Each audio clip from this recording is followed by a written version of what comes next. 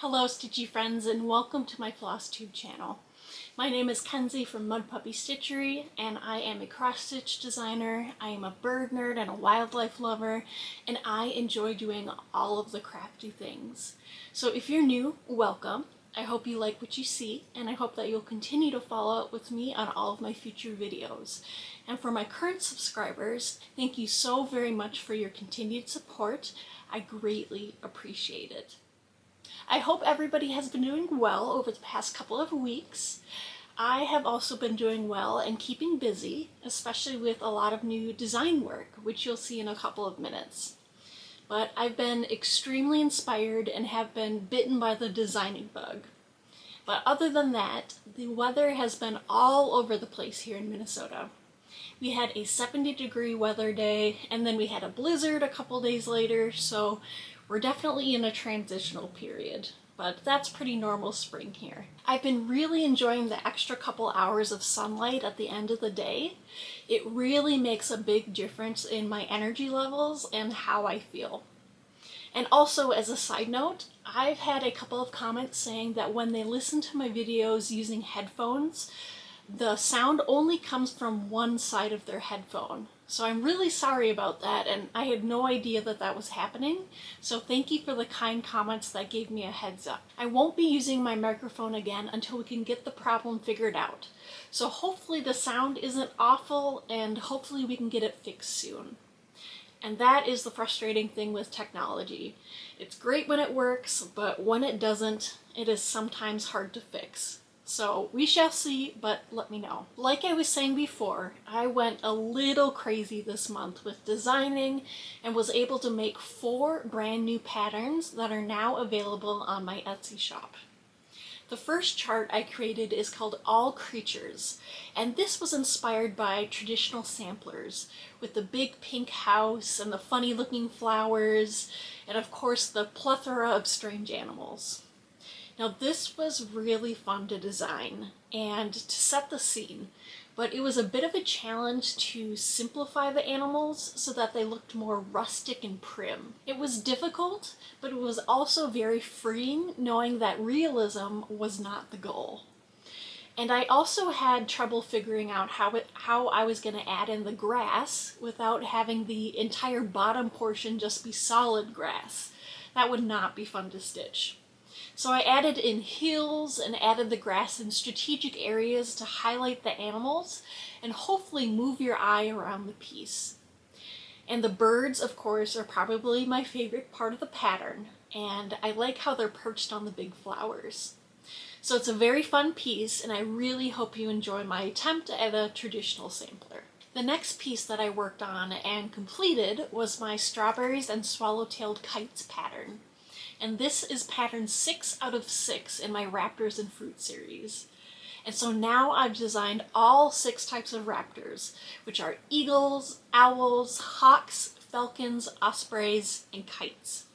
And I am so delighted to have this series complete because it has been a long time coming. This chart is covered in creepy crawlies like wasps and snakes and frogs and ants because that is what swallow-tailed kites eat. Mainly they eat flying insects with reptiles and amphibians as a secondary food source. So it was fun to learn a little bit more about kites because that is a type of raptor I'm not as familiar with. But I think it turned out pretty nice and it feels great to finally have all 6 completed. Now I need to stitch them all up. So let me know in the comments below which one is your favorite. The third design I completed was a portrait of a snapping turtle. And this was based off of a photo I took at a wildlife nature center of a very grumpy looking snapping turtle. This one was challenging, but it was extremely fun to design because snapping turtles, they are covered in lumps and bumps and scaly, warty skin and a lot of color variation. So it was fun to figure out how to translate that into cross stitch and to bring as much texture into the piece as possible. And this was mainly just a fun design that I wanted to do, not something that most people would probably want to stitch, unless you're really into reptiles, which I know a couple stitchers that are. But it was a fun exercise and I hope some people will enjoy it. My last design is called Parakeets and a Jacaranda Tree, and it is a fun little design inspired by my love of parakeets and how colorful they are. A lot of people really seem to be liking my small bird patterns, and so I thought I'd add another one into the mix as well. This was so much fun to design with the bright colors and the pretty flowers, and it's just a fun little pattern. And parakeets, they have a lot of feather variation, and so I tried to capture the texture of their plumage, and I think it helps make the piece look very striking. So those are my 4 designs that I came out with since my last video. I have been having so much fun designing and drawing and coming up with new pattern ideas, and it's really accumulated these past couple of weeks. So if you're interested in purchasing one of my designs, you can visit my Etsy page, which will be linked down below. But I appreciate you letting me jabber on about my designs, and I hope you got a little insight into creating cross-stitch patterns. I have one new start and a couple of whips I'd like to share with you today. So let's start out with the new start. On March 9th, I started Bedelia Bunny by the Artsy Housewife because I wanted to honor our rabbit Esme, who passed away many months back, and I thought this would be a perfect pattern to do so. And I was able to get a good start on it with completing the outline and working on some of the color customizations to better represent Esme with her black fur and whitish gray highlights. I think it's turning out really good so far, except I'll probably rip out the little bit of white that I put on her chest right there. So Esme did have a whitish gray chest, but I don't think it looks very good on the pattern, so I might leave that out and just fill it in with black. But she had white underneath her chin and up to her nose, so I added a little bit of a jawline to help represent that. So now I just need to fill in the black, and then the majority of the pattern will be complete. I also changed the flower colors completely because I have some beautiful variegated threads that I wanted to use. And so the stems will be stitched in Weeks Dye Works Celadon, and the flower petals are a Cottage Garden Threads called Jacaranda. So I'm really enjoying how that's turning out. And this is also a stitch along with my Flosstube friend Marcy from Amnicon Studios, and she is stitching the fur in a gray to represent her little bun, and it's looking fantastic so far.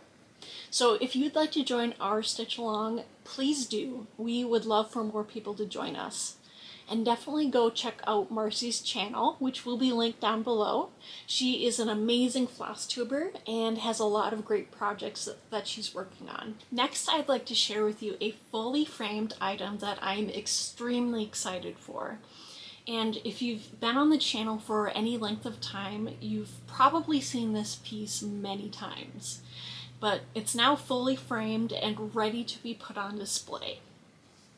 So this is my 100 Owls by Owl Forest Embroidery, and it was just recently professionally framed by Hobby Lobby. And they did a phenomenal job on this, and I'm super pleased with how the frame looks. It's this vintagey, ornate copper-looking frame, and it just sparkles when it catches the light, and I just love it. The framer was saying that this was her favorite frame out of everything they had, and I can absolutely see why. Now, I'm trying to hold it in a way where you won't get too much of the glare, and so you can see the stitched piece, because I did have them put glass on it to help protect it. But I think it turned out amazing, and I am so proud to have this hanging up on my wall. Now, this stitched piece has been in my rotation since 2021, and I just finished it in 2024, so it was about time to be finished. And this was stitched with an 18 count moss by My Vintage Needle Arts on Etsy, and it was stitched in all DMC colors. So yeah, this is my fully finished 100 Owls by Owl Forest Embroidery. I'd like to share with you some whips next. So the first one that I worked on within the past couple of weeks was my Bee Queen. And this is by the Tiny Modernist, and this was recently started on February 27th. And it's being stitched on this beautiful bright lime green, which is Jalapeno by Fiber on a Whim Fabrics. And the floss colors just pop off of this fabric, and it looks so good on it. And I am just loving how it's turning out. So I was able to get the left flower border completed, and it was so much fun to stitch, which is strange for me because usually I don't enjoy stitching the borders. But it looks so beautiful, and I'm tempted to keep working on the border all the way across to the other side, and then I can save the bee queen towards the end. And this chart was generously gifted to me in a giveaway from Denise at Black Ribbon Stitch Studios, and I'm so happy to finally have it started. So I will just keep plugging away at it, and I will keep you updated on any progress that I make. The next whip that I worked on was Moggy Manor by the Blue Flower. And this is being stitched on an 18 count old gold by My Vintage Needle Arts on Etsy. And this was started April of 2023. So this will look completely different than the cover photo because this is going to be a piece that honors the dogs in my life that have passed away. So I'm changing all of the cats to the piece to dogs, and I'm going to be adding in their names instead of the quote. So I was able to work all the way up into this top corner here and completed these two birds and the leaves.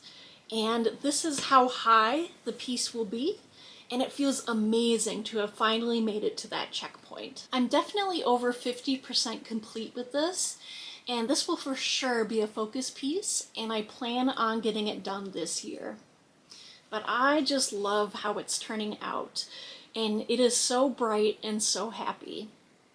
So I think it's going to be a beautiful memorial piece, and it's looking absolutely amazing on this yellow fabric, and I'm just really happy with how it's turning out. So you can see the two little cavaliers. This is Zoe and this is Heidi, and they look so good just relaxing on this big green lawn. So I just love it, and I'm gonna keep plugging away at it. Before I hop into more of my whips, I'd like to move on to another segment called Wildlife Minute, where I give a little talk on wildlife, biology, animals, or anything that strikes my fancy. So hopefully you'll learn something new today, and it will encourage you to take a deeper dive into the wonders of the natural world. But if you're only here for the stitchy things, feel free to hop to this time point. Hi everyone, Wildlife Kenzie here. Today I'd like to talk to you a little bit about American robins, who many consider a cheerful and colorful sign of spring. But do all robins migrate south for the winter and then return in the spring? The short answer is no, and it depends on many factors. The main factor of whether a robin might migrate or not is food supply, and if there is enough food to sustain them during the winter time, then it's likely that an American robin won't migrate. And they'll eat anything from earthworms to bugs to a large variety of fruit and berries, including sumac, hawthorn, and juniper. But once spring does come, they are eager and ready to start nesting and can have up to 3 successful broods in 1 year with an average of 3 to 5 eggs. And robins don't mate for life. They find a new mate each spring. And this results in males displaying elaborate courtship rituals to help entice a new mate. And because spring is coming, there is a high likelihood of many people finding baby birds outside of their nests. And for the large majority of cases, nothing needs to be done, and the adult birds are usually watching them nearby. The best thing you can do if you find a baby bird is to leave it alone, because it's most likely meant to be outside of the nest. If you happen to find a nestling or a bird who has no feathers that is on the ground, you can pick it up and place it back into the nest without fear of the parents not coming back. Most birds do not have a great sense of smell, and so it's an old wives' tale that the parents can smell you after you pick up the baby bird. But again, for the large majority of cases, they are meant to be outside of the nest, even if they can't fly, and the parents are likely keeping tabs on them nearby. American robins are very widespread across North America, and they live as far north as Alaska and as far south as Mexico. And you'll see them everywhere, from cities to forests to your backyard. They are extremely widespread and very easy to spot. And males and females, they look quite similar to each other, with their dark back, head and wings, and a rich orange belly. And they were named American robins because they look quite similar to the European robin, although not related in any way. American robins are considered the quintessential bird of spring, although that might not entirely be true. To many, their cheery songs and bright, colorful plumage are a welcome sign that winter is ending and spring is coming. And that is a thing to celebrate. I hope you enjoyed today's Wildlife Minute, and let's head back to the stitching. So I'd like to share with you another one of my favorite whips, and that is Jane Atkinson by the Scarlet Letter. And this was started last year on Easter and is one of my focus pieces this year. And this is what it looks like so far. I don't have a specific goal in mind with this piece, except to be constantly working on it so that I can get it done within the next couple of years. And this is being stitched on an 18 count vellum by Picture This Plus Fabrics, and I'm absolutely loving how this is turning out. The colors are just fabulous, and they look amazing on this peachy pink fabric. I didn't get a huge amount done on this, but I worked on it a couple of days, and so I thought it was worth showing you. I was able to fill in the rest of this big flower right here, and then this little leaf right here, and then this very strange flower right here. So I am having so much fun with stitching Jane Atkinson, and it is definitely one of my most favorite pieces that I'm working on. And it's going to be a big one at 290 by 460 stitches. So absolutely huge. I think the next thing I'm going to work on will be this little butterfly right here, and this flower right here, and then the little bird that's right next to it. And then I'll have officially reached the tree portion and can start outlining the top of that. And I really want to be able to start charting the song lyrics that I'm going to be stitching instead of the poem that's right here. And to have this area outlined will help me figure out how much space I have to fit it in. So we shall see, but I am making good progress on it, and I'm going to keep plugging away at it. I have two really fun crochet whips that I'd like to show you that I've been pretty obsessed with working on. This first one, I'm extremely excited with how it's turning out, and it is my pink sweater. So I've got the collar and the yoke completed, and now I'm just working my way down the body of the piece.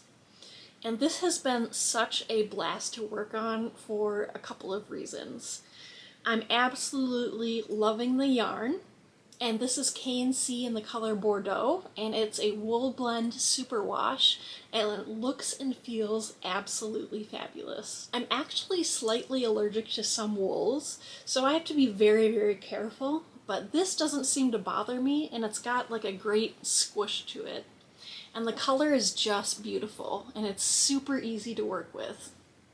Now I'm following a YouTube video tutorial, which I'll make sure to link down below, and overall it's quite easy. And I can already see me wanting to buy more colors in this yarn and making more sweaters because I am just enjoying it so much. It looks so good. Unfortunately, this yarn is exclusive to Joann's, and as we all know, all Joann's are closing, so it's very depressing because I absolutely love their yarn and their fabric selection. So if I want any more, I'm gonna have to get it now. and it fits great so far. So I'm really proud of how it's turning out, and I cannot wait to get a finish on it. The last crochet whip that I've been working on is another baby blanket for a friend who's having their first child. So this is going to be a simple granny square baby blanket that I just keep making bigger and bigger until I run out of yarn. And I think it's turning out really nice. I was super intrigued by the rainbow color of the yarn, and I just love the visual texture that it's creating. This is the Big Twist Vortex 100% acrylic yarn in the colorway Super Bloom. And again, this is another Joann's exclusive yarn that I'm not going to have access to in the future, and I am super sad about that. So hopefully I'll have enough to make a small lap blanket, and I'd like to do some scalloped edges, which look really pretty, and then it makes the blanket look more professionally done.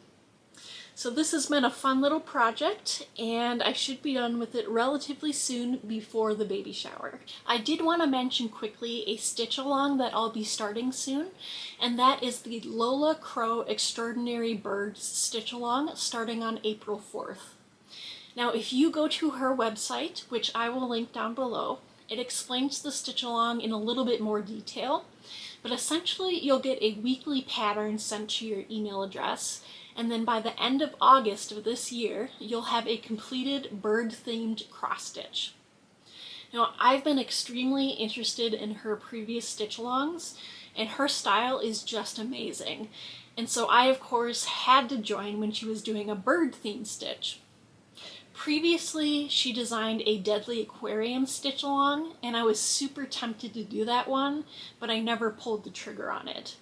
So go check it out, and if you're interested in a mystery bird pattern, please join me on April 4th. And that is all that I have for you today. I hope you enjoyed today's video, and if you did, please like the video, please comment down below, and check out my Etsy page also linked. And please follow me at Mud Puppy Stitchery on Instagram to keep an eye on what I'm doing in between videos. So I appreciate you so very much. I hope to see you in a couple weeks. So take care, do some bird watching, and stitch all of the things. Bye!